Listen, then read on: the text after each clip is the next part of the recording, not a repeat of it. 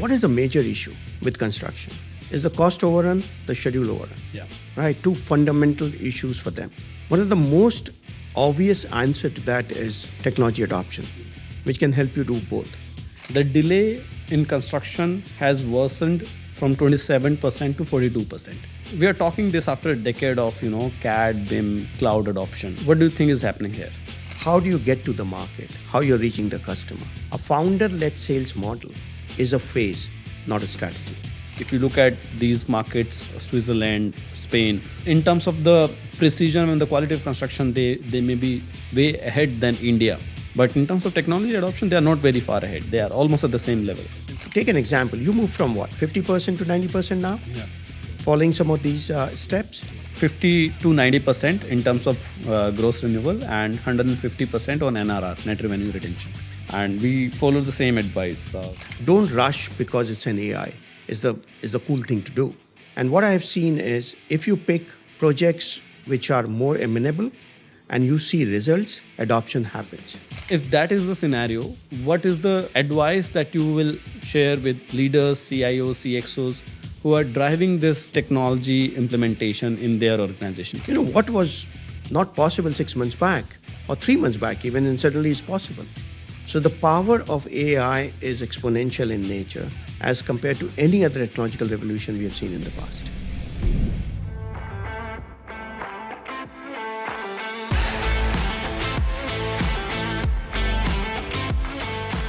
Welcome to RDashian Podcast. It's a place where we have conversation with technology and construction leaders. I'm Amit Bansal, co-founder and CEO of RDash. It's a AI-powered construction management software. Today, I'm pleased to invite Mr. Rajeev Mittal, who has spent 3.5 decades in managing and scaling software businesses. He has worked as a general manager with Microsoft. Then he worked as a vice president with Oracle. Then he was managing director India for UiPath. And then he finally retired as managing director India and SAARC from Autodesk. To get the best out of this conversation with Mr. Rajeev, we will divide the conversation into 4 main buckets. First, we will look to understand the evolution of software industry at large through the lens of understanding his own journey in the sector. Then we will double click on his experience specifically catering to the construction industry and understand what are the unique challenges about the construction when it comes to digitization. Then we will lead to how is AI shaping the construction industry as well as the software industry as large. And lastly, we will conclude with general advice for founders as well as CXOs who are trying to build or implement technology in their own company. So welcome, Mr. Rajeev. Welcome to RDashian Podcast. Thank you, Amit. Thank you for having me here. My pleasure. Pleasure is all mine, sir. We would like to start off with understanding you have worked with all these technology giants, managing and scaling large portfolio of customers and across 3.5 decades, right? Just want to understand what has kept you excited about technology all these years. Technology by itself is very exciting. I was fortunate enough to see multiple revolutions of technology in the last 3.5, 4 decades I've been around. I started my career from the time when the PC revolution was happening. The PC was driving the personal productivity and how people worked. Then came the enterprise software. Then came internet. Then came cloud. Then came automation. And now we are living in the AI era. If you look back and say what these revolution of the platform shift did, first, from a personal productivity perspective was the PC revolution, which I alluded to earlier. Then if you look at the enterprise software actually automated business processes.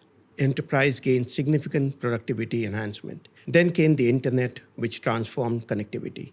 Then came cloud. Cloud transformed how people consumed technology. And then came the automation. Like, for example, in UiPath, it automated the repetitive task. And now AI is automating the decision making. So all in all, if I look back, it's been an exciting era, 4 decades, I would say. It's not the technology alone which excites me. It is how I have seen the industry transforms because of these technology.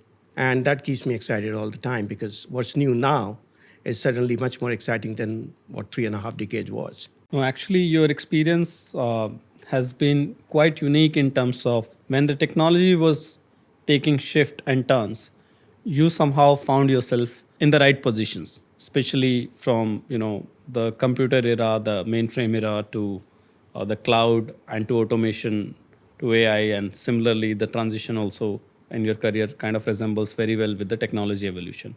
When you have worked with all these tech giants, right, and all these are large software businesses, talk about Oracle, Microsoft, Autodesk, even in these markets that you manage, there's more than 100 million portfolios, all of them. What are some of the fundamentals of building a software business which have not changed across all this transition of technologies? If you look at customer is the center of the universe, right? That fundamentally won't change. That is a most important aspect of any business. And I have seen over a period of time, companies which ignored the customer feedback or customer requirements are the ones who didn't succeed. Whether it's because of arrogance, because of not listening to customer, or because of the obsolescence in the technology space they were in. The second part is what we have seen is there's a lot of been focus on innovation. You need distribution at the same time. So a balance between innovation and distribution, because a feature and functionality can be replicated. The competitive advantage comes from distribution. Third piece is what I've seen is the best of the technologies is not necessarily the one which wins, not even the first mover advantage. And history will tell you a lot of these technologies were not really the best who are the market leaders today. The third piece I would say is really focused on one thing. And all the successes of the industries, if you see, is they were solving one problem. If you look at Microsoft, started with operating system, solved that problem. If you look at Oracle, they were a database company. They started from the database, solving that problem. If you look at Salesforce, solving the CRM problem. And then once they solved that specific problem and then became successful, that's where then they expanded. Okay, so basically what you're saying is the fundamentals which remains constant is one is obsess about the customer problem, keep customer at the center of the universe. Second you said is distribution and innovations are two different things. And I would want to double click on this probably in the later part of the conversation. And third is you said that do one thing right and use it as a springboard to venture to the next innovation. But the second observation or the second insight got me more interested. What do you really mean by innovation and distribution are two different things? And you also said somewhere that the first movers are not necessarily the winners in the technology space. I see somewhere these two statements are connected. Can you double click on that a little? Okay, sure. So if you look at in today's world, I'll give you a current startup world where you come from. And if you look at founders are basically builders. They innovate. And once they innovate and they get the market fit, they do not spend as much of time on distribution. And if they do it much later. And they are hesitant to spend resources on distribution. And if you look back and then say, okay, how does the distribution becomes a competitive advantage? You may have the best product under the sun, but if you're not able to take it to the customer, then those products are not really relevant. It takes a lot of effort and energy in bringing a product to life. And if you're slow in distributing, the technology has already changed by the time you got to that critical mass. Yeah, and at the end of the day, that's what brings the revenue. Yeah, totally resonate with that. In the recent past, the AI has brought this massive momentum in, this massive shift. There's 100 kind of assumptions. There are 100 kind of assertions around how technology or softwares will be in future. What's your take? How do you think in what shape and form AI will affect the software industry? Oh, that's a billion or $1 trillion question in today's world. Nobody knows that, to be honest. But few things are very clear. And I think it's not about today. If you look back, every platform shift which happened, it was something to do with people really adapting to the change which is required. It is not about the technology alone. So if you look back and I say ERP, the same product, same Oracle or an SAP, could be very successful in one organization and complete disaster in the other. If you try to automate your bad workflows, then you will get a bad result. So one of the fundamentals of AI is also how you adapt to the new world, to use AI. You cannot implement AI in the current environment the way you're working today. Your way of working has to change. So if you look at the technological challenge, I think it is the leadership challenge, is the organization challenge disguised as a technology challenge. Talking about two things here. One is how's AI changing technology itself? Then second is what it means for the consumers on the other side, the consumer of the technology, the large companies which buy software products for their workflow digitization. If you just dissect these two, how do you think that AI will affect the software industry itself? Like there are a lot of people saying that the softwares will go away anyone will be able to wipe code a Salesforce in a week's time or so, right? And then if someone can wipe code a Salesforce, then why would an organization pay $1 million to renew the license, right? So how do you see that going? You see, software industry will fundamentally shift or change. That's a given. How that will shift will also depend on how people adapt to that new world. The most important aspect of technology adoption is trust. Today, do you trust a new technology? It will take its own time. So AI, again, is notorious for so many other things and they're good for so many things. It will take time to mature the technology itself. And software development part you're talking about. And I was reading N. Chandrasekharan article the other day where he talked about the IT services company. And he called it as the biggest opportunity now. Because it will change software, but it will bring in a whole lot of other opportunities associated within the software. Who's going to orchestrate the entire agents? Where is that orchestration layer? Somebody has to do that. Somebody has to build something around that. How you build software may not be the way you will build it tomorrow, but you need to build solution along with the AI. You can say the current generation of softwares before AI was bringing certain kind of a data or workflow automation advantage on top of your data, which is being hosted in cloud. Now you're saying that the new generation of the software coming tomorrow will largely be conduit of bringing the AI advantage in the hands of customers with the right kind of orchestration of, you can say, how the information is being managed, how the context is being managed, how the memory and the knowledge of the organization is being managed, and how this entire, you can say, the data workflow and the context orchestration will come together. That's something that the new generation of the softwares has to crack to create more value for the customers. I think I truly resonate with this insight as well. And I think it also resonates with the earlier thing that you said, that if you apply an automation to a bad workflow, that will give you bad results. So, but if, AI in the hands of good software builders will, I think result into remarkable software products, which will actually deliver far more value than the current breed of softwares. Now that we have a little bit of profiling on how the technology has shaped over a period of time, let's double click on your last stint before you actually retired. So you spent about 4.5 years managing director Autodesk for India and SAARC. And construction is understood as being notorious for at the lowest leg of digitization spectrum. Why do you think that's happening? There are certain industries which are not that conducive to technology adoption for various reasons. I'll give you a couple for construction. Construction is a very complex business and very siloed business. So adopting technology in construction end to end is a phenomenal job. That's point number one. Point number two is if you look at within that complexity, when you look at different stakeholders who are creating those complexity at the same time. So you have a contractor, subcontractor, suppliers, developers, and so on and so forth. Each bring in their own technology space. And that creates more isolated or islands of information.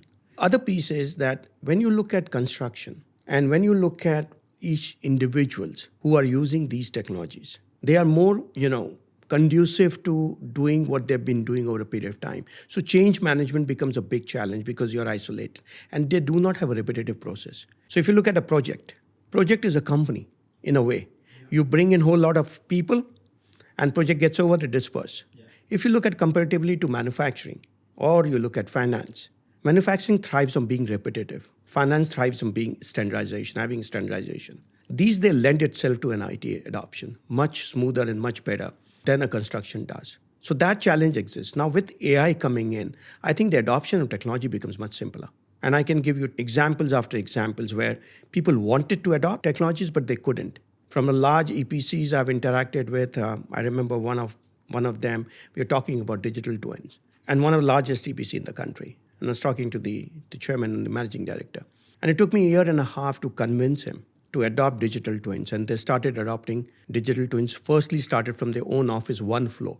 So it took them that long to get there. Why that amount of resistance? I think what works, they don't want to change it. And the risk associated with that change. So you've got to understand, cost of the risk in other businesses is much lesser than the cost of a mistake in a construction. One wrong design, one conflict not managed in the design aspect during the construction, any change made somewhere can be very expensive.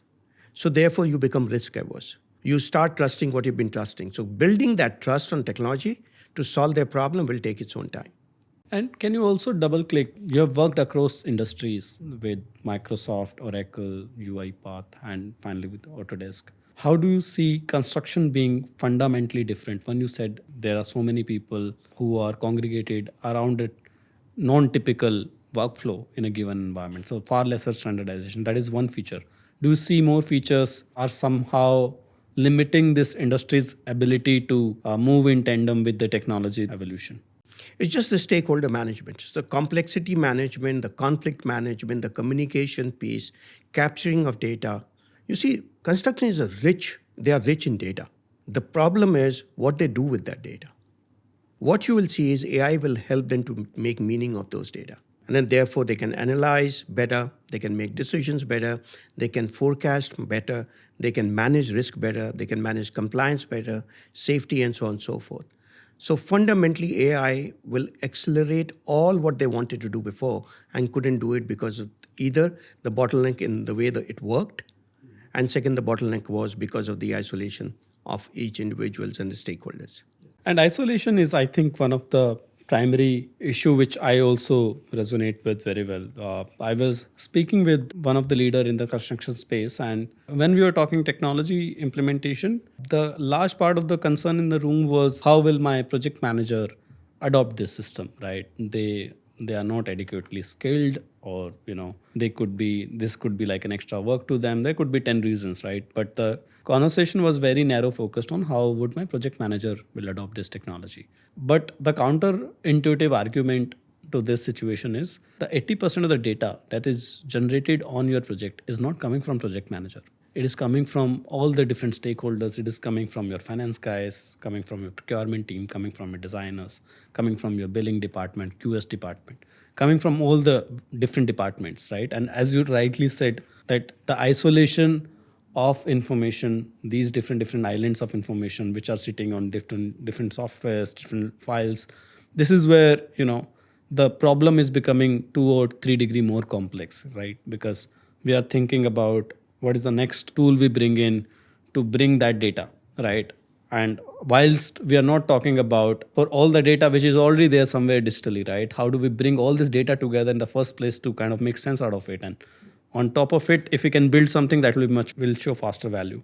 And there's another aspect that I've written over here is I was looking at a data point which said that the delay in construction has worsened from 27% to 42%. We are talking this after a decade of CAD, BIM, cloud adoption, right? And you can say that, okay, technology implementation is not so much in construction relative to other sectors, but at least it would be better than where it was 10 years before, right? So over a decade after some bit of technology adoption, we are still saying that the delay has worsened from 27% to 42%. What do you think is happening here?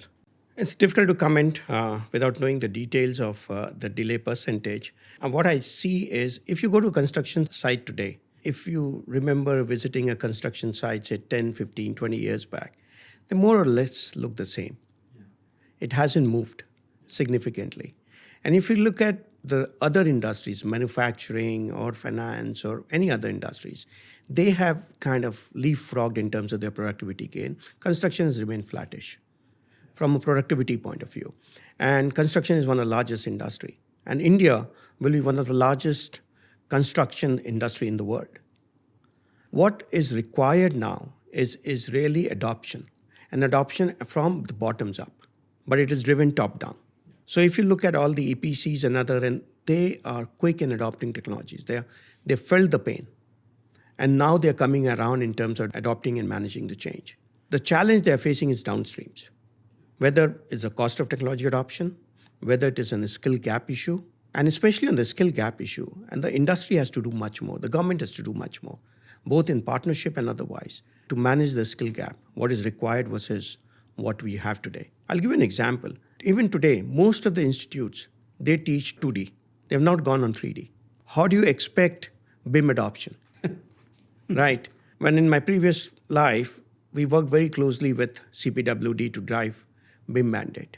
They drove the BIM mandate and said any project above 25 crores needs to have BIM. That said, that's great. That's the starting point. But downstream, contractors, they didn't have any skill to do that. So a skill gap creates lack of adoption. The second thing is the change management. It works, I do it. And if you look at fundamentally, people don't resist change, they fear loss. So if you are able to make my life better, and going back to your project manager or the project supervisor on site, if you can make my life better, then my resistance to change goes down significantly. And hence the technology adoption happens. You can mandate, but adoption happens at the bottom. That's almost like you hit a bullseye of what I hear in customer conversation every day. It's less about the technology and the features, it's more about the how do we be actually successful in implementation. It's always have been. Yeah. No matter which era of technology you see.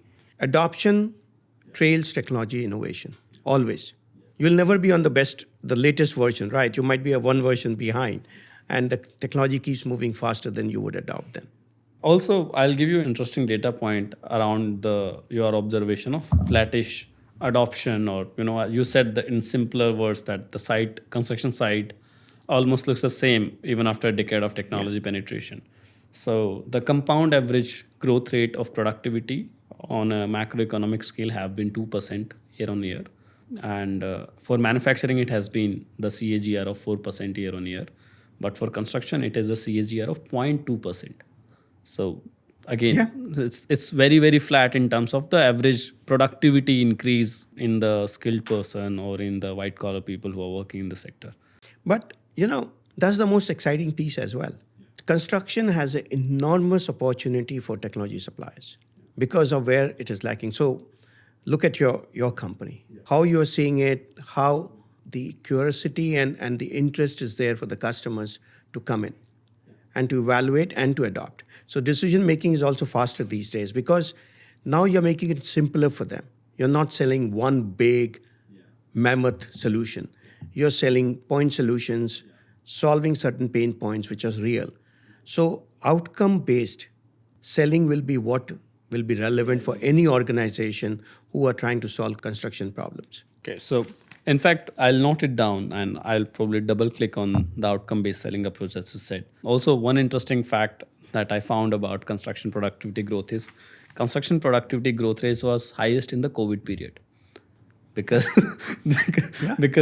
they can't do anything and they have to use all the softwares to coordinate amongst each other. Once the COVID was over, it again fell back to 0.2% CAGR.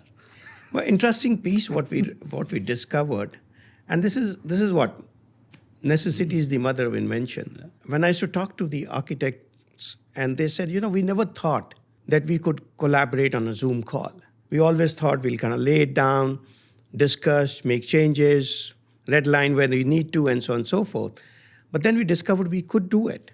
And that kind of changed the way they worked even. So COVID taught us a lot in terms of changing the way we work. That's definitely a big jolt on technology adoption. I think AI has been even bigger, right? As you said that AI has only fast-tracked conversations around software adoption. In fact, I'm seeing it every day in our customer funnels as well. What would otherwise would have taken maybe 3 to 5 years of constant push on awareness education, AI seemed to have done it in a quarter's time. Right now, every EPC owner or every developer that we are speaking with, they are all in the market right now looking for some or other kind of technology solution. Everyone is looking for different problem to solve, but everyone is now more trusting technology at large that it will generate real value on that. But I would not say that has been the case earlier. Like 3 years ago, if I would talk to the same people, some of them would even say that I don't see value or merit in bringing technology to my workflows. Right? That was also somewhere the case. But now it seems to have changed after AI coming in. You said one thing in between. You said that the software has to become a little more or lot more outcome driven. What do you mean by that? You see, earlier when you were selling software, you're providing solutions in terms of either it was record keeping, whether it was monitoring progress, or whether it was business processes, automation, and so on and so forth. You were selling features and functionality. Now more and more buyers or customers are looking for outcome or impact. So why do you need ERP? Tell me what will it do? If you look at even today, the construction industry adoption of AI kind of gives you about 10 to 20% cost advantage or savings. And you yourself have experienced that with your customers in that range. Now, these are derived, and it's so easy to sell. I remember when we were taught initially about what to sell and how to sell, we were talked about feature functionality, then came, hey, talk about the business outcome. Today, everything depends on what impact you create for what I do. I'm not buying technology for the sake of buying it. I needed 10% reduction, 20% NPS being up, or customer support goes or does better in terms of customer engagement, or so on and so forth. So every solution needs to be outcome based. That makes total sense. Also, I see that a lot of people are claiming that the way softwares are priced will also change fundamentally in the times to come. Do you also see that happening? It's been happening. You see, if you go back when there was license, perpetual license, when cloud came in, they moved to SaaS. Now SaaS is moving towards consumption, which means metered consumption, whichever model you may call it. What it really means is that I pay for what I use. It's like your electricity metered. That's why it's called metered. What you will see going forward is that the technology, the way it will be consumed, it will be possible for that to be metered and based on the consumption. And it's kind of works for both. Why should I pay a big price for your software annually per seat basis when my usage is 10% for one person, 20% for the other, and so on and so forth? Charge me for what I use. I see a very counterintuitive behavior in the market. I was having this customer conversation recently with one of the large developers about how we're going to price the AI comes along. We said that we will keep a transparent accounting on what is the consumption of AI tokens, and we will do our markup on top of it, and we will bill it to straight away because we are doing so many things on AI. It's difficult for us to say that, okay, we have not even packaged like in so many agents every day, and every agent is consuming tokens and not just tokens, external APIs of third-party providers at a different pace. So it's better for us to say right now that we will make a metered or consumption-based strategy with transparent accounting of a cost. Right. But that was not enough. The customer felt concerned. The customer was immediately concerned, thinking that it's okay that you will keep a transparent accounting of pricing. Right. But the risk he runs is his team will start taking AI for granted, and they're going to query it a lot more than what is required. And at the end of the day, he's going to paying a lot more than what he is budgeted for. How do you manage and navigate through these kind of situations? It's a very interesting thing. Like we have heard the story of token consumption, people going haywire with that and the budget going haywire. I think water will find its own level on that part of the equation. Token consumption is a very mathematical model in terms of when it makes sense and when it doesn't make sense, provided you have a choice.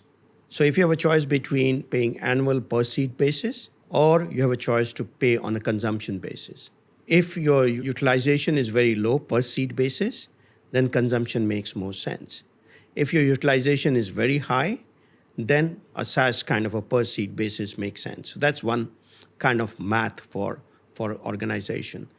Where your consumptions are very high, of these kinds of examples you took of people going haywire with that, I think that's a discipline one has to run within the organization. It is like consuming anything. Customers sort of expected the software provider, which is RDash in that case, to be having those guardrails. Like they expect, and I think it's fair as well at certain level, right? Yep. The customer would not know, right, what a project manager is supposed to do on AI. There's no 100% understanding of the software when companies signing up for a software. They understand the software in their primary use case but they want to implement it everywhere. So these are the areas they are afraid about.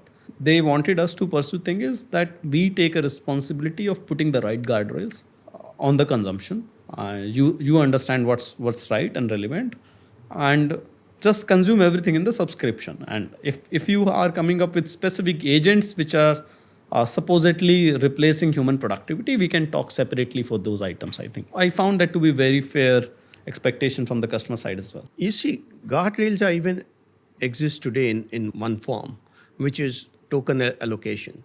You do have a cap out there. You can put caps and things like that. Those technology exists in terms of the model to be implemented. But over a period of time, it's the organization which can define those constraints. How much, who consumes what, and how much. And those constraints, when defined, the software should be able to do that and manage those constraints. And that's doable. So technically, it is doable. So what it will evolve to ultimately is more towards consumption, more discipline towards consumption, more discipline in terms of who uses what. And at the end of the day, what you will find is everyone wins. In fact, there's one more aspect you said. The software consumption in construction is lagging behind because implementation is very challenging. It's all the way more challenging with compared to manufacturing logistics, because in other sectors, the sales can operate their own independent systems because there's a batch handoff between the sales and the manufacturing to distribution, and they can have a centralized ERP with bolted on SaaS for each department. But in construction, everything, like all departments, are intertwined with one another, and most, the part of the workflows are not standard, part of the specs are not standard. So it's basically partly non-standardized workflow, which is very intertwined across all departments, not feasible to solve the problem in pieces. And you have to sort of come out with with an approach wherein you sort of aim for a larger picture altogether, right? You have to shoot it in a way that how do you bring all the information about a project at the same time, at the same place. And aiming for these kind of transition is very risky, dangerous. As you said, generally high value capex project, one mistake percolates everywhere, left and right. And if you are bringing that kind of change management, that's also even all the way more trickier. And I think this behavior resonates with the technology adoption, even the Europe as well. Like if you look at these markets, Switzerland, Spain, right, they have been, in terms of the precision and the quality of construction, they may be way ahead than India, right? But in terms of technology adoption, they are not very far ahead. They are almost at the same level, I think. So what you said fundamentally about implementation kind of holds universally true. Now, if that is the scenario, what is the advice that you will have that you can share with leaders, CIOs, CXOs who are driving this technology implementation in their organization? How should they prepare themselves for this massive change management? You see, first and foremost, be clear what you want. I find more often than not, people are not clear of the outcome they're driving. And that creates the problem, because once you buy the technology, then you try to retrofit into what you're trying to do. That's one. Second, pick up projects which are more amenable to change, where you see either the project managers are progressive, whether you see the sites are more amenable, you have suppliers, the stakeholders who are more amenable to do that. So pick the low-hanging fruit first. Make success of that. Don't rush because it's an AI. Is the cool thing to do. And what I have seen is if you pick projects which are more amenable and you see results, adoption happens. And pick up the personas for those workflows which can really create the maximum impact for you. To give you an example, the project site leader might spend hours together filling forms, putting reports, and collating information. If you can automate that piece, then you are able to show value to that person or that persona. That will create the buzz around, and the next project manager, and the next, and the next, and the next. So it's going to be a slow boat to China, so to speak, but it will, over a period of time, kind of create that snowballing effect of positivity around technology adoption, because adoption will happen right out there. Adoption won't happen in the boardroom. So please pick up technologies which are making impact, and you're clear about those impact, you're clear about where it will be used. So do not implement for the fanciness of it. Start with the end goal in mind. Break it down into smaller pieces. Apply the change to the most amenable areas and compound from those areas, from initial success stories. What does it mean for the builders, people like me on the other side, who are building softwares for this industry? Like what can we do to support our customers better when it comes to software implementation? Focus and execution are the two key fundamentals any which way. When you're building something, no matter what you're building customer in mind, the consumer in mind, whoever is going to consume what you build. And in the construction side, that's why I said it's a very exciting space, because opportunities are plenty, pain points are everywhere. The question comes in is which one do you pick, and where you think you can build something which is unique, and which one do you think you can and has more impact than the others. That's your competitive advantage. So what you do today, you saw a need and a pain point and you're solving that pain. And that's why you are so successful, because you're able to demonstrate that pain resolution as well. You're going to demonstrate the cost benefit and the impact. So your outcome, saying saving 10%, 15 or 20%, is an outcome-based approach which is driving your success. So outcome-based, is really good to align the boardroom, because you can figure out what is the value you are putting this entire initiative behind, whether it's you want to deliver your project faster, or you want to save on direct expenditure, or you want to get a visibility of where your documents and your supply data is, you do certain kind of automation. You can, let's say, also where I'm coming from, just again, giving one more feeder to this question is almost 80% of the mid-market promoters that I met, like anyone, you say any EPC company, any design build or contracting company or any developer, mid-sized developer, every single one of them have tried one or the other technology. Almost every single of them. And almost all of them are not successful in their initial attempts. Somewhere or the other, the technology has failed them, the people in the construction industry, whilst the same technology worked really well elsewhere. Like, I would not use the name, but there are enough and more names of the serious softwares which are been performing elsewhere but not in construction. And when it comes to people who are building for construction industry, we are also starting with that skepticism right at the onset, right? And if we fail them again, I think we're gonna be doing a big disservice to a large sector in the country. So I gave you that example of an ERP, for example, working very well in one organization and a disaster in the other. So don't blame the technology for it, right? It's depend on the organization's ability to absorb technology and willingness to do that. I said that earlier. Adoption is a challenge, not the technology itself. And the adoption is a organization and a leadership challenge. How you manage that change to make sure that what you're trying to adopt is driven through the organization, accepted through the organization. That's point number one. Point number two is how you're changing the workflows. A bad process, computerized, will result in a bad thing. So don't expect a different result. So the failure could be attributed to any of these things at the same time. I don't think it's the technology piece alone. Yes. So for some of the things, just want to lead the conversation a little more on the implementation, because I see that to be the eye of the whole technology problem versus construction. In the beginning, we used to believe that whenever we come across any customer, we felt it's an alignment issue. They were at a high when they bought into technology, but even after they have made that purchase decision, they are now getting lost into the day-to-day priority. So if we bring them back to the problem again and again, and we realign them, okay, hey, this is why you bought, these are the things we can do, and and we align everyone in the company, we align the project manager that why you are asking for this information, procurement or payment information from finance on email. If you submit the project information through an application, finance will also going to submit the payment information through the application. So it's almost like a give and take. You provide some information, you get some information, everyone's life is easier. So we had those narratives and rhetorics through which we try to do a lot of alignment. And I would say that did help. It was not all for waste, but it not helped in a way that it moved the needle for us in the adoption challenge. So then we got on to digging that, okay, if just alignment is not what it is, what else we are missing?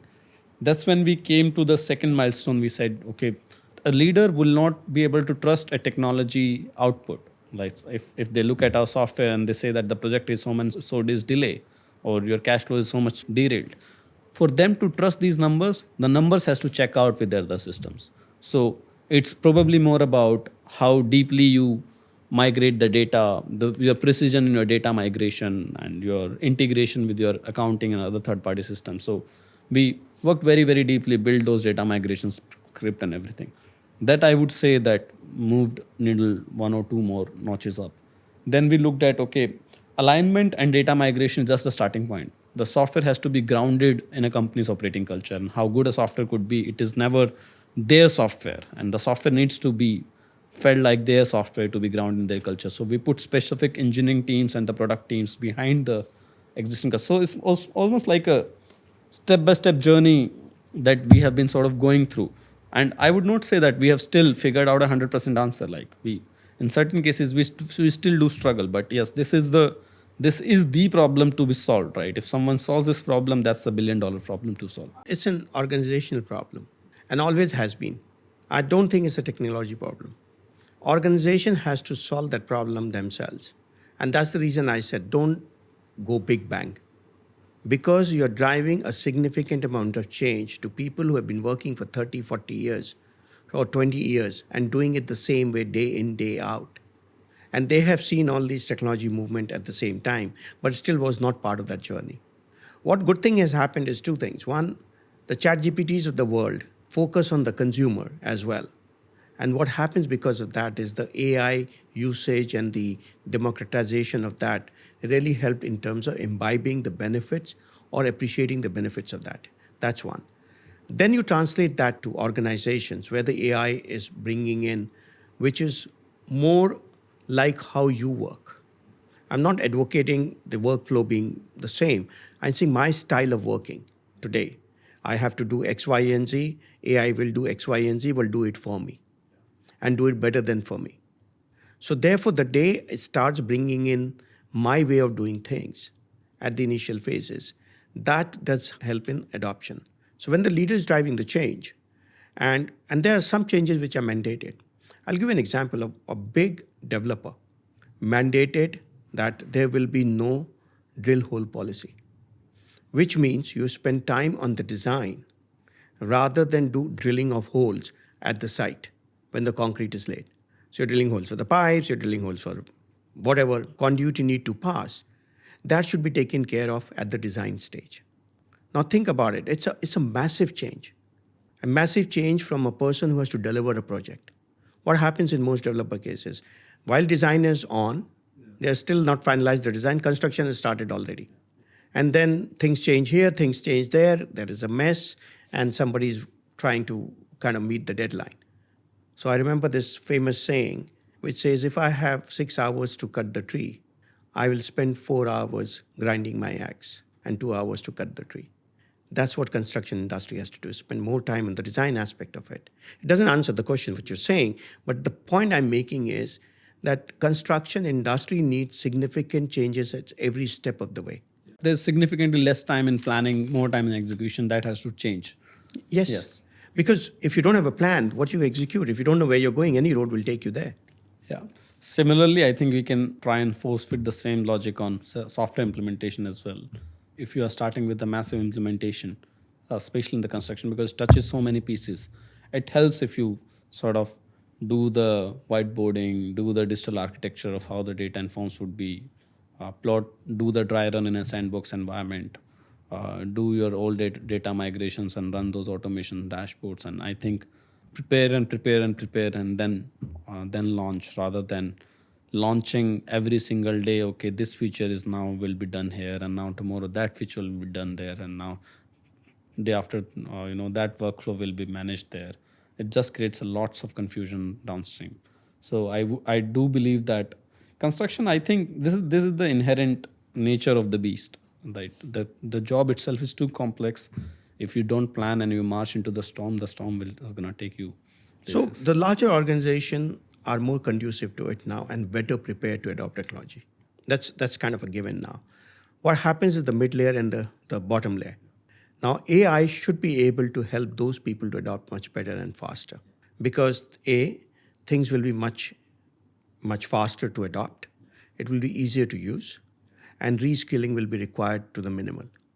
It will become much easy and more natural way to do things than trying to learn how to use, say, a BIM software.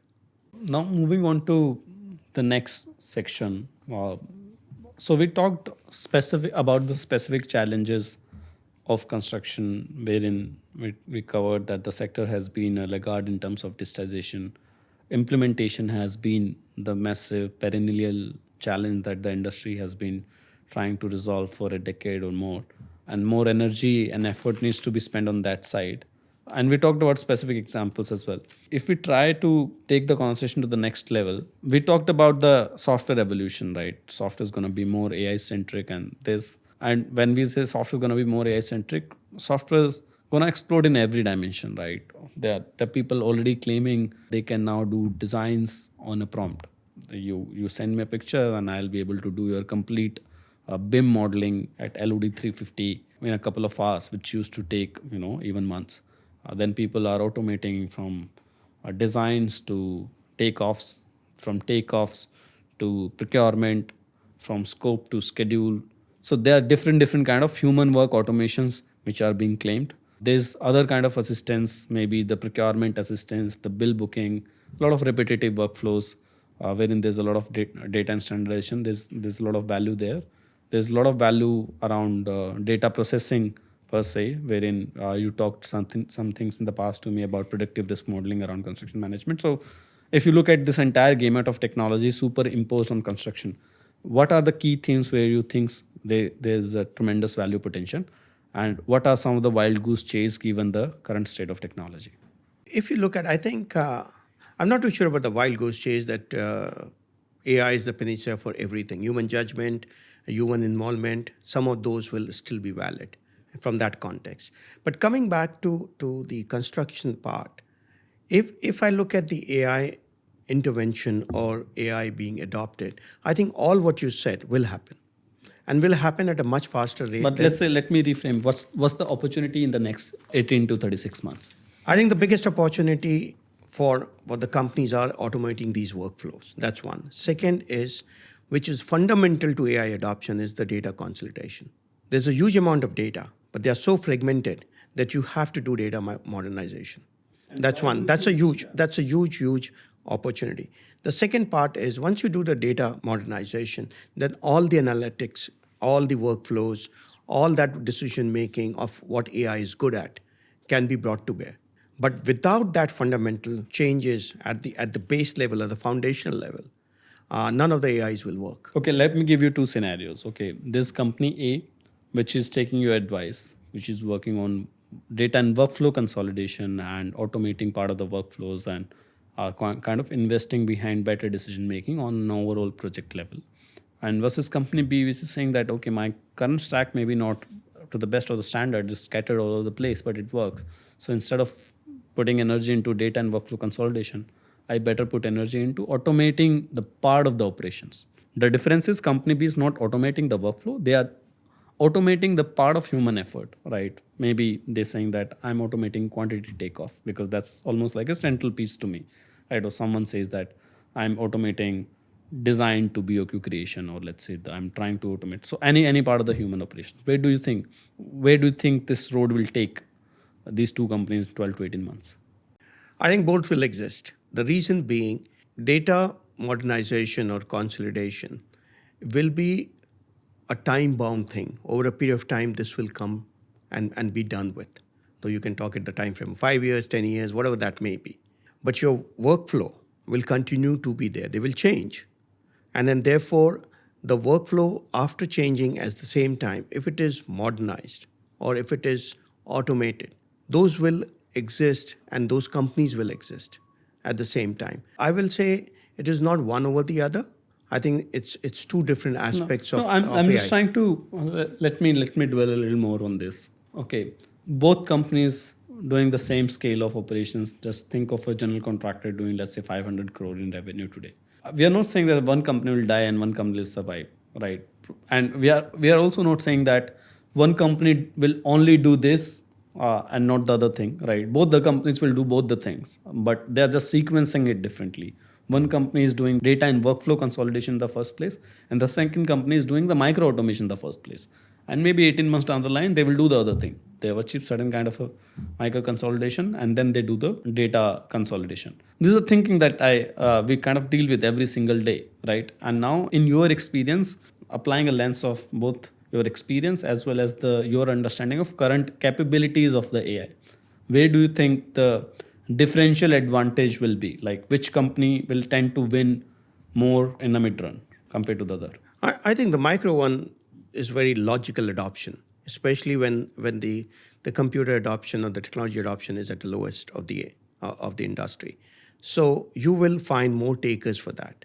because it's easy to consume, it's easy to digest, and easy to implement, and you can see the ROI immediately because you're automating a very small portion of the workflow or a job. Don't you think that my sense was that if I'm doing this micro adoption, then the chances that I may end up being a guinea pig for someone to perfect the technology, and once the technology is perfect, it is going to anyway spread to everyone. Everyone is a guinea pig in one way or the other, right? When you do technology adoption when it is at the introductory stage, right?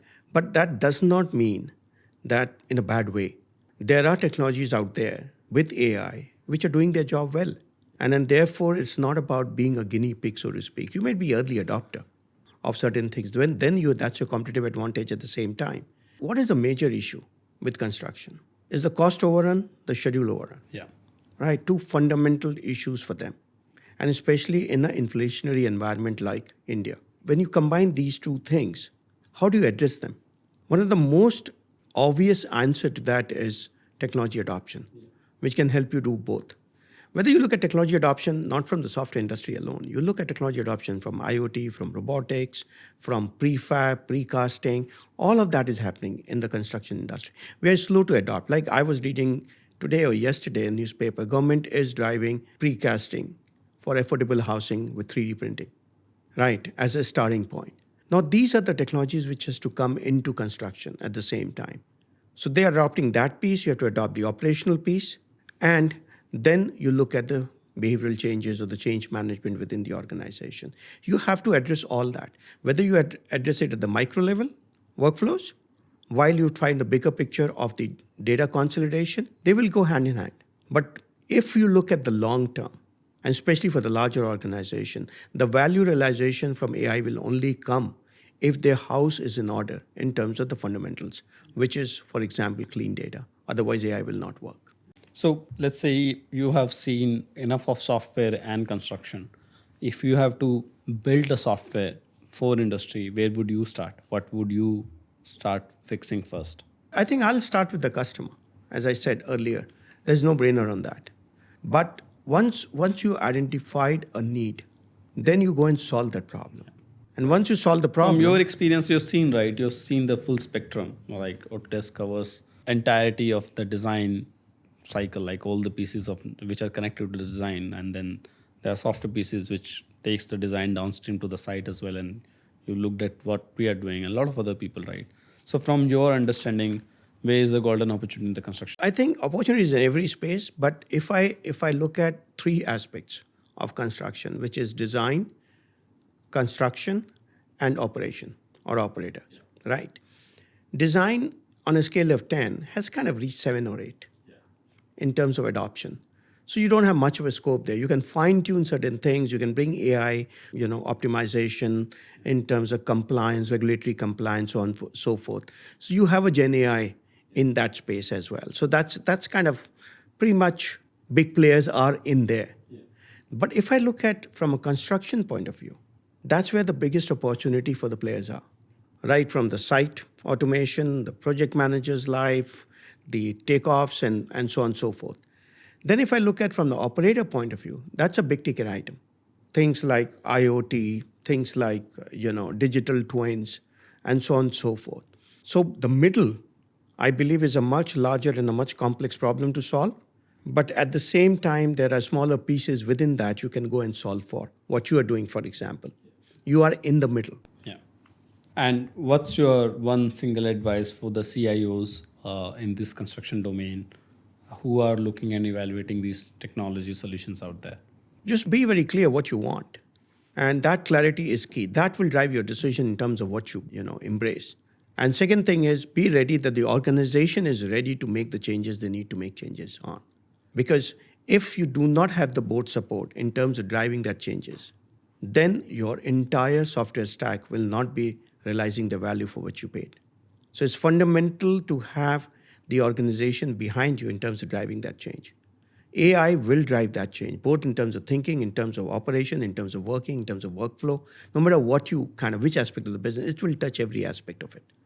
And you need to be prepared for it. The organization needs to be prepared for it. That's one. Second, don't underestimate the need for the skill or upskilling the organization. Because many a times we just throw the solution to people and they think they will adopt.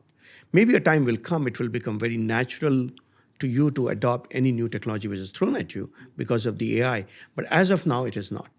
So reskilling the organization, both in terms of doing a different way or using what you are buying for them. Oh, that's really well said. If the buyer is coming with a very clear mindset on what they need, the value generally gets delivered. Yeah. I've seen that time and again. When the problem is narrow on the other side, it generally sees the light of the outcome. And then the alignment from the other side really helps. The mid managers cannot really drive the whole change themselves. They need to have the blessing from the board, from the CXOs, and people who are at the center of this. I think I would say that there's a far lesser penetration of CIOs and tech leaders in the construction space. Like this, if you talk to any manufacturing company or any serious even logistics company, you would see the CIO at a certain level. After the moment a company crosses 500 crore, 1,000 crore, you will start seeing a digitization department or a dedicated team which is doing it. I've seen in the retail industry, the moment a company crosses 100 crore, you would see a process transformation department. But in construction, I've seen companies doing 5,000, 10,000 crores, right? And just all ad hoc. There's not a single person, generally the second generation entrepreneur from the family. He's the person interested about bringing a transformation whilst he don't understand anything about the business processes at all. I think that's also one of the area wherein companies can look to invest. I think it's a mixed bag there because if you look at the large organizations today, I think they have a good professional CIO setup and they have all the functions which are required. But do understand the history. It is at the bottom rung of technology adoption. So don't expect and compare it to any other industry per se. They have their own reasons for being where they are. And what you need to address is saying, hey, how do I accelerate technology adoption within that industry? And people like you are also helping them to drive that change by making it's affordable and secondly, easy to use and easy to implement. And that accelerates some of these adoption process as well as demonstrate the value they can derive from it, which encourages them to go further. Yeah, and also this is a bearing for us as well, right? Like you said it as well. If there's no CIOs, CTOs on the other side, and that's probably linked with why they are where they are. But on the other side, it has a bearing on the software provider that our job doesn't end at just selling the software, right? Most of them will not be successful by themselves by buying the software. So we need to be ready with that entire support ecosystem to do that hand holding and realize the value together for them. I think it's not just about consultative selling, it's more about consultative implementation approach that this sector kind of needs. You see, usage and adoption is key in a SaaS industry. You have to go back for renewal as well. And so therefore, your customer success is your success. And there's no two ways about it. It's like they're not going to come back to you if they're not using your software. It's a good win-win situation. And for you, it is important that the customer success becomes a key component of your rhythm and your investment rather than just in the sales organization. So we covered, I think, in adequate depth about the evolution of industry. We talked about construction industry and we talked about AI specific value driver for the sector as well. The key takeaway that I would want our viewers to have from this conversation is you were the general manager at Microsoft. You spent 7 years there, in which you grew the business by 15x. It's a huge achievement, especially from you was already starting at a big base, right? Given it was Microsoft, and then you build the entire India business for UiPath, and that's also a very aggressive growth and scale story because everyone know what UiPath did in those days when it grew like anything, and you were there at the helm of the affair in that moment, and then eventually with Autodesk taking reins of the business during the peak of the COVID, right? That must have been a buster, right? So you have been in the thick of things of managing, scaling software businesses. So I would want some key takeaways for the founders as well as the CXOs who are building or implementing softwares in their companies. And we can zoom out of the construction as well. You said in the earlier part of the conversation that we had is that innovation of technology and distribution of technology are two separate things. Let's start from there. What did you mean by that statement? And can you support this with any example from the past? So if you look at, and I've spoken to multiple founders, passionate bunch of people, fire in the belly, in love with what they build. But when it comes to go to market, they are hesitant on that. And as I said earlier, when you build a product and once you get to product market fit, once that is determined, that's the time to start focusing on go to market. So you're always over invested in product and under invested in GTM. That's point number one. Point number two is a feature and functionality can be copied by your competition. Your unique differentiator will be your distribution strategy. How do you get to the market? How you're reaching the customer? A founder-led sales model is a phase, not a strategy. You need a strategy of go-to-market and the investments around it. So make sure you're aware of it, you're early on it rather than late, because you will lose valuable time. You have a tailwind, and that tailwind will not last very long. So make the best use of that, whether it is about landing and expanding, because customer acquisition becomes key, customer retention becomes key. So you're not only doing a distribution management, you are also talking about customer management. So you remember our conversation earlier in terms of how do you differentiate between new customer acquisition versus existing customer. That becomes a key. To founders, I would say to balance between the two. There's always a right time and there's always a delayed time. So invest at the right time. Don't delay that investment at the same time. We should actually carve it in stone somewhere, right? The founder-driven, founder-led sales motion is a phase, not a strategy. I think that would hit home lots of the founders, especially in the growth stage companies. You also said that founders tend to underinvest, right, in distribution. Let's say if you look at a 10 million ARR company, what would be the team composition in terms of the cost should look like? If we divide it in the key function, let's say the product engineering could be one, sales could be one, and the customer support implementation could be one. Let's keep marketing over and above because you will spend as much as your appetite is. What is the composition of a $10 million ARR company in terms of the key departments? What percentage of the cost of salaries and other expenses should be going to what department? You see, it depends. It's difficult to kind of decipher that which stage of development you are in and your product is mature or not. Say, for example, in your case, you've kind of got into a level where the product should be. Right now you can expand the footprint, but from a core product perspective, you've gotten where you are. So you have a much lesser development cost increase as compared to the GTM cost. So now your focus is in terms of your sales coverage model. Now, coverage model has two aspects, direct and indirect. So you have a direct one, which is what it should be at the beginning because your product doesn't have a market pull. You're in a push market. So therefore, you need the touch points. So you need to be direct. You see, the distribution strategy follows the product life cycle. So when you are at the introductory stage of your product life cycle, is the principle which makes the investment. You do the heavy lifting. As you get to the growth stage, that's where you start doing partnership. So building a channel, if that's relevant from the product you sell. And then once you get to the growth stage and when you get to a kind of a cash cow stage, then you start handing out to more channel and then less of your investment in the go-to-market. But now let's focus on the initial phase. In the initial phase, I would say you tend to err towards having more feet on the street. But at the same time, you must create a renewal model within the organization, which takes care of customer utilization as well as customer satisfaction. Okay. So I have a lot of questions coming in my mind. Let me ask them one by one. First thing is, what is your strategy to hire an incremental seller, right? What it is that you would measure before you make this decision that I'll keep on hiring the seller up till this point. What is that point for you? Great question. This is where it gets interesting. I have a very simple math for hiring a seller. If given 1 year, if my seller can return cash to cash flow, what I invested in the seller, I will hire a seller. Okay, so if your salary is $100, the compensation is $100, and if the seller can in 1 year time frame return $100, I will have a seller. That's the easy way to convince underinvested founder in GTM. Okay, so you got not out of money from your pocket. But at the growth strategy, I will keep putting sellers to a point where that $100 starts becoming return on $50 or $60 or $70. Then I will go and have a relook. Do understand, as you start dividing your territory and start putting in more salespeople, you start getting much more penetration than what you would. Otherwise, people will become cherry pickers. And what you want is a deeper penetration. You can declare success. You see what happened? I've seen another part.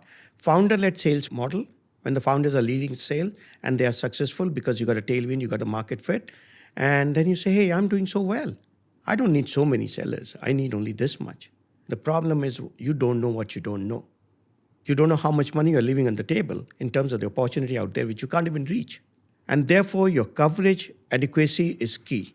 And being aggressive and erring on the side of over-investment in sales is a better strategy than under-investment. I speak with so many founders in my circle. Almost everyone that I know who's doing B2B sales of software, their return on seller investment typically hovers between 6 to 20x.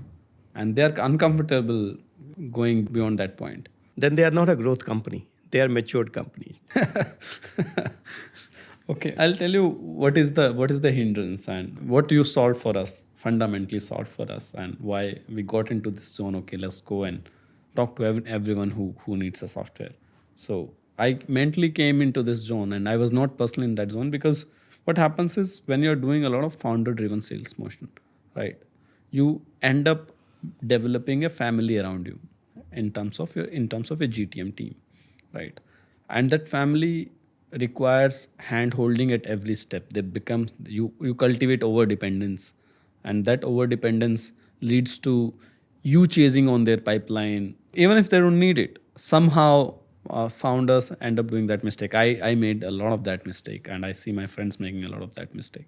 That flipped for us when you brought in that quota based incentive model in our team. I think that's the best thing the founders can do. I think that's the first unlock that they need to stumble upon. Because otherwise, the way the culture in these companies can be, incentive model is not aligned. Founder may end up concluding the wrong thing. He may end up concluding, okay, maybe the market was this much thing. It's very, very much possible to have a false sense of achievement. And the reason being, you're coming from nothing. You're a zero base. So anything which goes 100% growth, 200% growth, but you got to look at it and say, hey, you know what? Any number of, and you talked about Microsoft, 15x growth in 7 years, and it's a big number over there. And when we embarked on that journey, there was a very clear method to that madness. We said, aspiration has room for failure. So please aspire and think big. Don't be afraid of failure, which is what founders are, right? Today. Second thing we said was, have a sense of purpose. When you think big, you have to have a sense of purpose, and you should know the how of it. And then go and do relentless execution. So focus and execution becomes the key component of your success metric. Everything else follows. So people spend a lot of time on the what and forget the how. How is more important than the what, because if you do the how right, what will happen? Yes. So one is hiring on the seller. Another thing you said is that you can't have a leaky bucket of revenues. You need to, the color of money should matter to the founders building software businesses. The new business is different from the renewal business, right? What are the right metrics to track behind your renewals? Like once you have onboarded a customer, what are the right metrics to track? And any specific advice on managing renewals? First and the foremost, segregate renewal and new business from the seller. Because the reason is one should not get, again, going back to false incentives. I'll give you an example. In one of the companies, I won't name the companies, one of the companies, when I walked in, our renewal rate was 40%. Okay, renewal. In a big company, renewal was 40%. Market leader, renewal was 40%. Okay. And people were measured on new business. So there were a lot of false churn as well, where people used to go to the renewal and make it as a new business. So kind of adjust for the false churn, it will come to 50% at the outside.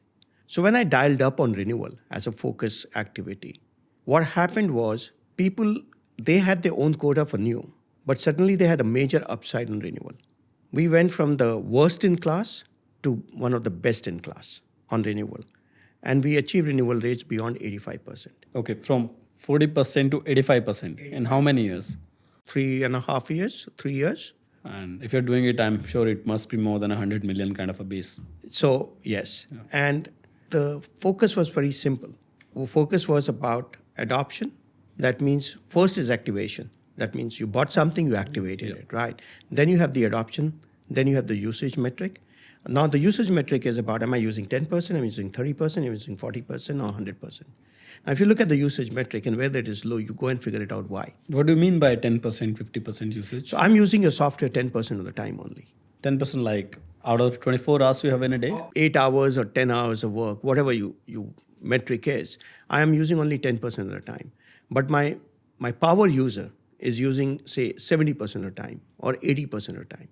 Okay, look at that spread basically. So that spread you need to look at to understand why it is 10. Is it a role? Or is it a challenge on scaling? Or is it a challenge of workflows or a work which has to be assigned to that user, which he can use but not using it? It could be a number of reasons. You've got to dig deeper into understanding what the customer is using for, because it will come and bite you otherwise. So therefore, once you start driving that behavior and that mindset, the entire focus is on customer adoption, usage, and activation, then your renewal becomes much, much easier conversation. Because then also you're doing upselling. You're finding new usage, so you go wider in the organization or you go deeper in the organization at the same time. So when you segregate new business and renewal business, your customer acquisition strategy is one side and customer retention strategy and growth is on the other side. Very distinct sales motion. So basically segregate the two. Yeah. That's first advice you're saying, the new business as well as the renewal. The upsell can be with the seller, right? Yes, that's correct. Upsell is new. New business and the upsell can be with the seller, that's but correct. Renewal has to be a completely different team sales motion. Yeah. At least at the macro level, that seems like the right way to do things. That's correct. And then the right metric to look at is the usage pattern. Like every company can devise their own usage metric. It could be number of users logging in versus licenses sold, or number of hours spent on the software, or could be anything, right? But obsess behind as a usage metric the early days, because that metrics is basically will have a direct correlation with how much renewal you're going to foresee. So improve on the usage metric, renewal should automatically increase. That's a good way to look at it. Otherwise, because if you don't have the right metric there for the team, you only see the numbers, right, at the renewal, and by the time you see the numbers, it's already too late, at least with that bunch of customers. So your feedback loop becomes way too long. So your renewal process, it should be at least T minus 9 months. So the moment they bought, activation is a metric to watch. Then you have all mechanism and intervention starting from T minus 9 months. And then you kind of progressively understand what the process you need to follow. And once that happens, you would be assured, you will know exactly what your rate will be. To take an example, you move from what, 50% to 90% now? Yeah. Yes. Following some of these steps? Yes. 50 to 90% in terms of gross renewal and 150% on NRR, net revenue retention. And we follow the same advice. We segregated the two teams. The new business as well as upsell goes to the seller, and the team which is doing the implementation, they are measured, their quota is generally being driven out of the overall portfolio value that they have and how much they are able to retain out of it. Basically, the gross retention, which is now 90%. And we also, implemented those usage metrics, like, because the moment the account is given to a particular person, in the first 3 months, they need to bring the usage to a certain level. If the usage is not to a certain level, then it automatically gets escalated internally, and then everyone in the company gets involved to see what's not happening there.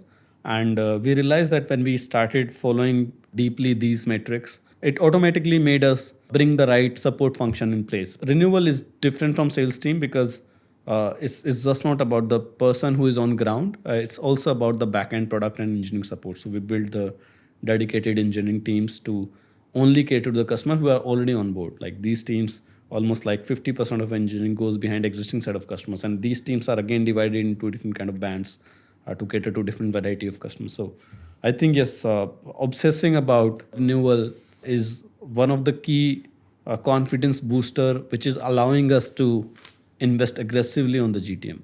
And do understand, there will be a time in the organization where the renewal will be higher than your new business. Yeah.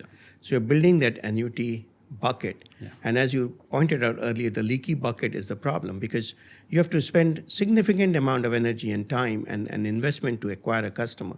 and you're acquiring on one hand and losing on the other. Just at the onset, what should be the signals or what is the stage at which a founder should become very aggressive about investing in GTM? Post product market fit, How do you break the product market fit?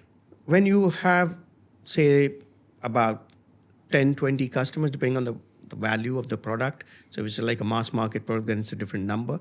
But what I would say is you are able to address the customer requirement by yourself for a while.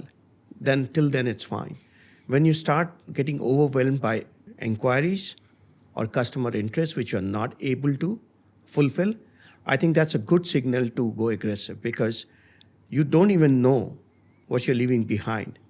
The signals you get is, hey, I've got 10 and I've got only one seller. That seller cannot be everywhere. And you went through that phase of learning the hard way. But then you were quickly to recover and invest, because suddenly you realize I have more inquiries than I can attend to. Yeah. And from a revenue point of view, I think maybe $1 million or a couple of million, in that range. Yeah, $1 million ARR, the golden Yeah. gate of SaaS. Yeah. If you cross that with Yeah. handful of customers. And also I've seen a lot of times, and in fact, somehow this has been almost every investor that I met have advised me this. It's largely coming more from the investor side, but it also comes from the market as well, wherein the software companies in the early stage, they believe that cracking a channel partnership with Accenture or Tech Mahindra, wherein they bring on board a customer and then they give it to Accenture or the other companies to implement, right? That seems like a great strategy which is dawning upon everyone at the same time. How do you feel about that? It depends on the product. For example, in your case, it won't make sense for the Accenture to get involved. So it's the complexity of the product, the size of the product, and the problem they are solving. So if it's that complex and heavy, then only a company like an Accenture or an IBM or an EY or Wipro or TCS, whoever that may be, will get involved. So that's key. Either you're large enough and you're complex enough. Then the second thing is, as you move forward today, the normal software implementation won't exist in its current shape and form at all. Definitely not. That time frame will be crushed, and your product has to be almost out of the box if you really want to penetrate the market. The implementation will go through a sea change.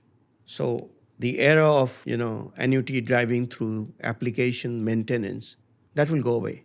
Now the era of driving annuity through AI, transformation and consumption and maintenance and orchestration and so on and so forth will start. You need to look at your partnership strategy from two aspects. One is the go-to-market from a GTM point of view, which means somebody is becoming a reseller. And the second strategy is all these alliances, where you are partnering with them to do something together. Just to summarize this section as well, any few metrics or questions, if you can lay them out for founders to ask themselves, to really decipher for themselves that whether they are under invested in distribution or they are adequately invested in distribution. I think ask the question, if I put 10 people in the market, what will happen? How much money I will be generating out of this 10 You people. remember our conversation yesterday. You said, if I throw 100 people or 50 people in the marketplace, what does it cost me? And what's the risk associated with that? That's one extreme of aggression. Yeah. The second part is when you start small. Do I have the presence in the market where I need to be? No channel strategy will work because you are at the introductory stage of your product. So you need to do the heavy lifting yourself. Now, one person in the market is physically impossible for the person to carry the entire market. So you need to decipher and say, first say affordability. Affordability, one here and one in the bank. I think unlock the objection of investing too much in sales. I have asked these questions to VCs as well, and I've asked the questions to the founders. And I never got a very convincing answer. It more seems to be in the mind than in the bank issue. That's true, actually. Because if sales is direct revenue function, right? It's an easy measure. You put 4 people, you can pull them out if need be. I mean, you wouldn't like to, but worst case scenario, you can. In 1 year's time, you would know. And isn't there any caution in terms of hiring a lot of humans whilst the entire world seemingly going agentic? You see, there are functions within sales and marketing which will become automated. So, for example, the SDR function, a lot of that can be automated today. There are a lot of functions in marketing getting automated. These are low-hanging fruit today. There are enough case studies and use cases out there for these two functions, for example. There's a lot can be automated in terms of lead qualification and lead maturity, in terms of the proposal, in terms of what to sell, how to sell, and so on and so forth. So the sellers will have a sales assistant, so to speak.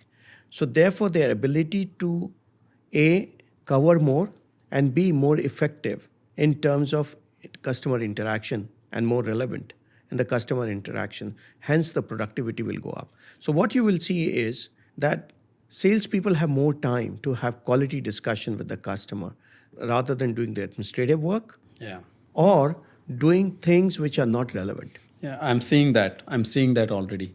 About 3 months ago, I met a founder of this about 50 million ARR logistics company in India. They're doing extremely well. Raised a last round, and one of my investors introduced me to that person. And I was taking advice on the enterprise sales motion, and he was telling me that it's a teamwork, and behind every account we put so much of energy. Like some of it is like the solutioning energy that you put in, the pre-sales work that you put in, but some of it was like people who are just doing the legwork of drafting, filling in the RFIs, doing the paperwork of the legal as well as the IT team, or creating those presentation proposals. And immediately after the conversation, I felt like, hey, if I have to do the enterprise motion right, we have to have all these things, right? And then I think about a week after we signed up on Claude, and majority of these things are not a problem at all. Like the sellers will get out of a meeting, they will have their circle backs or any kind of a note taker on in the meeting. Immediately after meeting, they have this done their automation themselves, and they'll last circle back to do whatever the customer asks in that meeting and just creates this document. So I think a lot of productivity unlock on proposal creation, RFI filling, tech documentation, all the legwork that the A is supposed to do is dramatically gone down. Yeah, I think if I look back my 35 years, you were asked that question earlier. I think the most profound change which has happened is the democratization of innovation.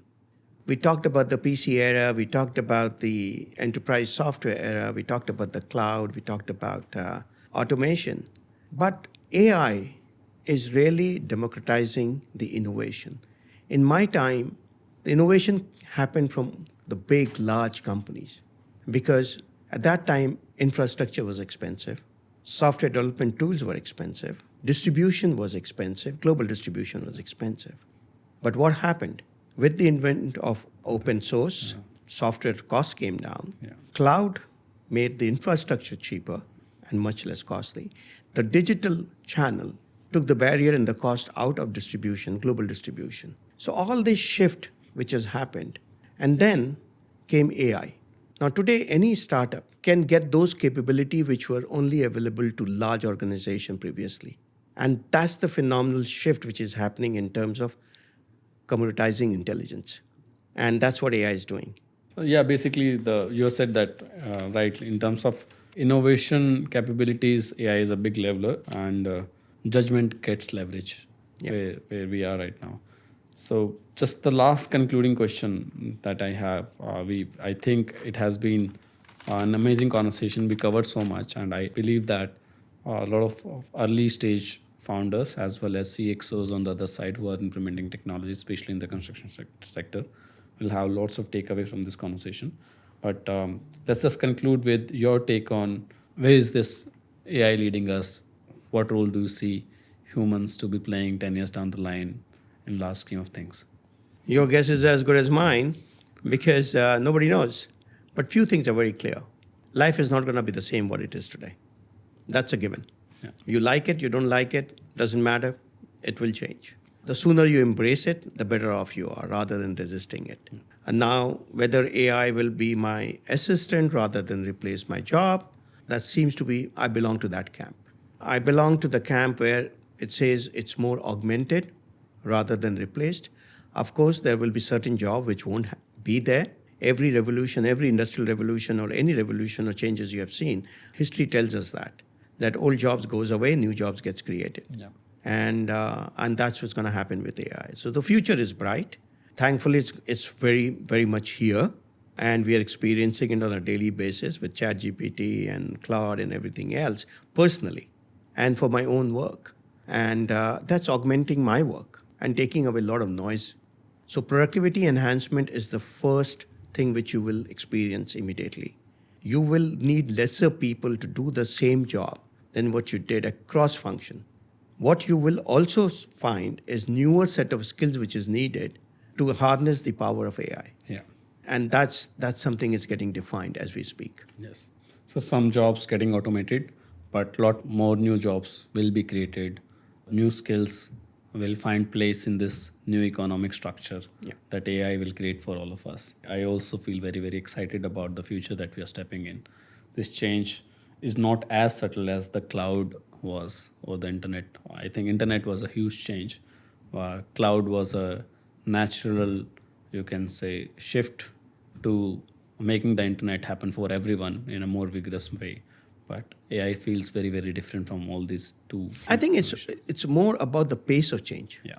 You see, cloud took decades to get ready in the mainstream. Yeah, Salesforce did it in early 2000s. We are 2026 years. This will not take that long. Yeah. It is here and now. So the pace of change, what was not possible 6 months back or 3 months back even, and suddenly is possible. Yes. So the power of AI is exponential in nature as compared to any other technological revolution we have seen in the past. Yes.